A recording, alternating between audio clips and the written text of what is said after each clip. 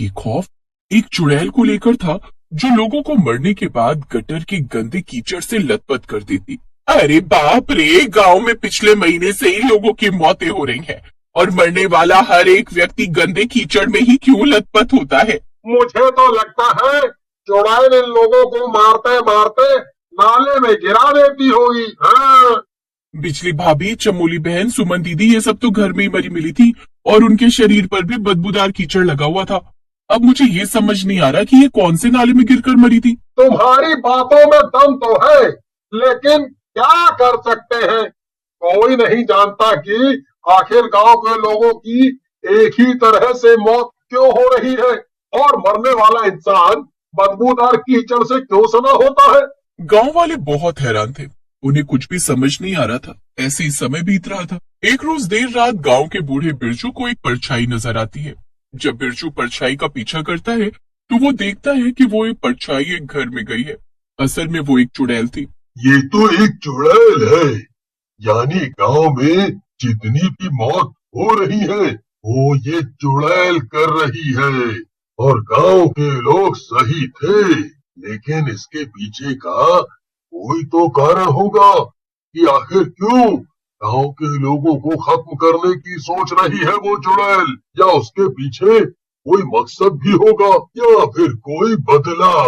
बिरजू को अपनी जान प्यारी थी। वो उस चुड़ैल का पीछा तो करता है, लेकिन अपनी जान की परवाह करते हुए वहां से घर लौट आता है। अगली सुबह गांव में एक और मौत हो चुकी थी। गांव के लोग आपस में उस मौत के बारे में बातचीत कर ही रहे होते हैं कि तभी बिरजू वहां पहुंचता है। तुम लोग बिल्कुल सही थे, गांव में जो भी मौत हो रही है वो एक चुड़ैल ही कर रही है। उसका क्या मकसद है, वो क्या चाहती है, इसके बारे में हमें नहीं पता। कल रात जब मैं सोने जा रहा था तो मैंने एक परछाई देखी और जब मैंने उसका पीछा किया मुझे पता चला कि वो परछाई एक चुड़ैल है। बाप रे, इसका मतलब हम सही थे। गांव में पिछले कुछ दिनों से गांव के लोग जिस चुड़ैल को देख रहे थे वो सच था। मुझे तो मजाक लग रहा था। आज तक मैंने कोई भूत प्रेत और चुड़ैल नहीं देखा। अभी उस चुड़ैल का नाम लेना बंद करो और इस बात का पता लगाओ कि आखिर उसका मकसद क्या है, वो चाहती क्या है और क्यों गांव के लोगों को मार रही है। गांव के लोग तो बेकसूर हैं, आखिर हमने ऐसा क्या कर दिया जो वो हमें मारने पर तुली हुई है? इतना कहने के बाद सभी आपस में विचार करने लगते हैं। तभी वहाँ एक बाबा आते हैं जो दान दक्षिणा मांग रहे थे। अरे बाबा, दान दक्षिणा की बात ना करें। आपकी जो इच्छा, हम आपके लिए वो सब कुछ कर सकते हैं जो आप सोच भी नहीं सकते, लेकिन हम एक दुविधा से बचा दीजिए। आप बहुत अच्छे समय पर आए हैं। बिल्कुल बिल्कुल बाबा, आप हमारा उद्धार कर दीजिए। दरअसल पिछले कुछ समय से हमारा गांव एक चुड़ैल के प्रकोप से सताया जा रहा है। मुझे सब मालूम है बच्चा, इस गांव में एक महाशक्तिशाली चुड़ैल का साया है जो गांव के लोगों को मारने के मकसद से घूम रही है। अब तक उसने करीब 10 लोगों की जान भी ले ली है। अलग निरंजन, मुझे सब ज्ञात है।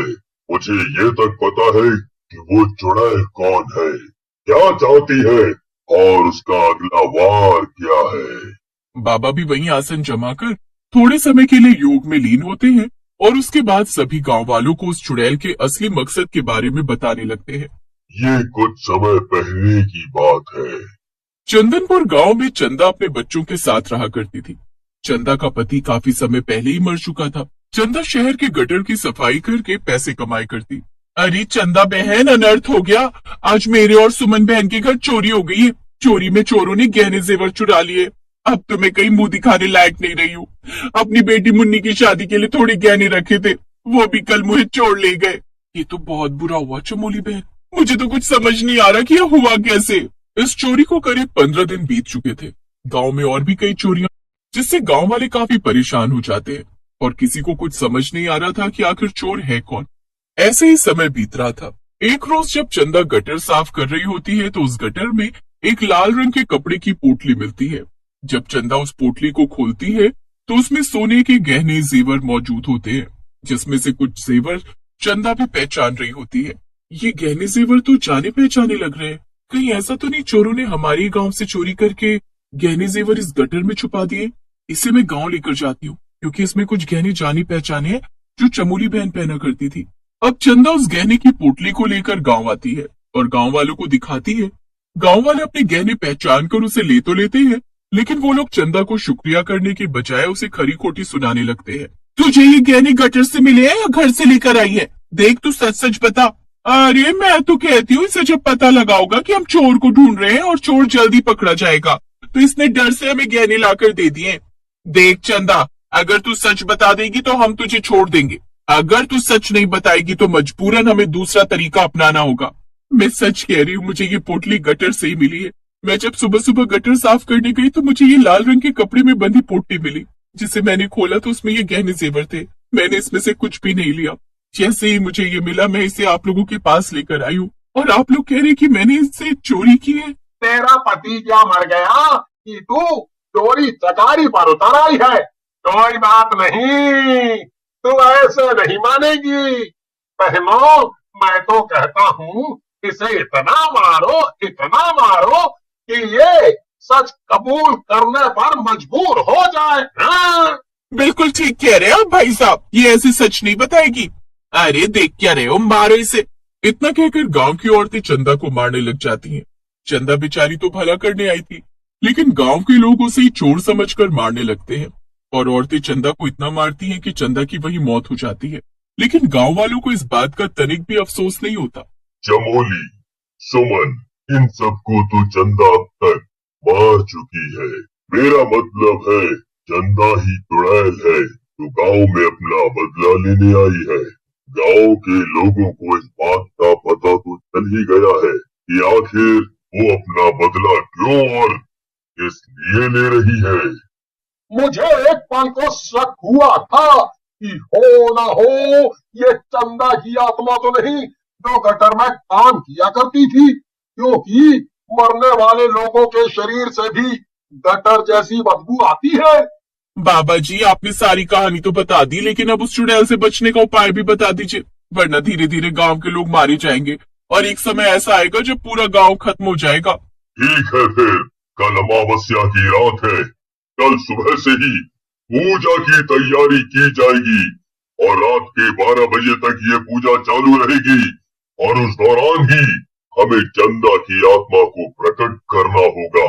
अगर वो नहीं आती तो समझ लो गांव में विनाश निश्चित है। गांव के लोग पूजा की तैयारी में लग जाते हैं और अगले ही दिन सभी गांव के लोग उस पूजा में शामिल होते हैं। बच्चे, बूढ़े, जवान सभी लोग पूजा में शामिल होकर विधि विधान से पूजा कर रहे होते हैं। बाबा भी उस पूजा में शामिल होते हैं। अब सुबह से रात का समय होने को आता है। सभी को उम्मीद थी कि वो चुड़ैल अवश्य आएगी, और होता भी ऐसा ही है। पूजा के अनुसार वो चुड़ैल वहां प्रकट होती है। चुड़ैल को देखकर गांव के लोग डर जाते हैं और कांपते हुए हाथ जोड़कर उस चुड़ैल से माफी मांगने लगते हैं। मुझे तो तुम्हारी मौत के बारे में बहुत बाद में पता लगा। मैं उस वक्त वहां बिल्कुल भी मौजूद नहीं था। फिर भी मैं बाकी गांव वालों के लिए तुमसे माफी मांगता हूँ। हाँ चुड़ैल बहन, हमें माफ कर दो, हमसे गलती हुई है। हमने तुम्हें नहीं समझा। अगर हमने तुम्हें समझा होता तो आज तुम हमारे बीच होती। मैं गांव वालों पर कैसे विश्वास कर लूं? जब ही मेरे ना हो सके तो मेरे बच्चों के क्या होंगे? गांव वाले हाथ जोड़कर एक साथ चुड़ैल से माफी मांगते हैं और उसके बच्चों को अच्छी स्कूल, अच्छी परवरिश देने का वादा करते हैं। तब कहीं जाकर वो चुड़ैल गांव वालों को माफ करती है, और जैसे ही चुड़ैल गांव वालों को माफ करती है उसे मुक्ति मिलने लगती है। उसका शरीर भस्म होने लगता है। गांव वालों की आंखों के सामने चंदा की आत्मा को सदा के लिए मुक्ति मिल जाती है।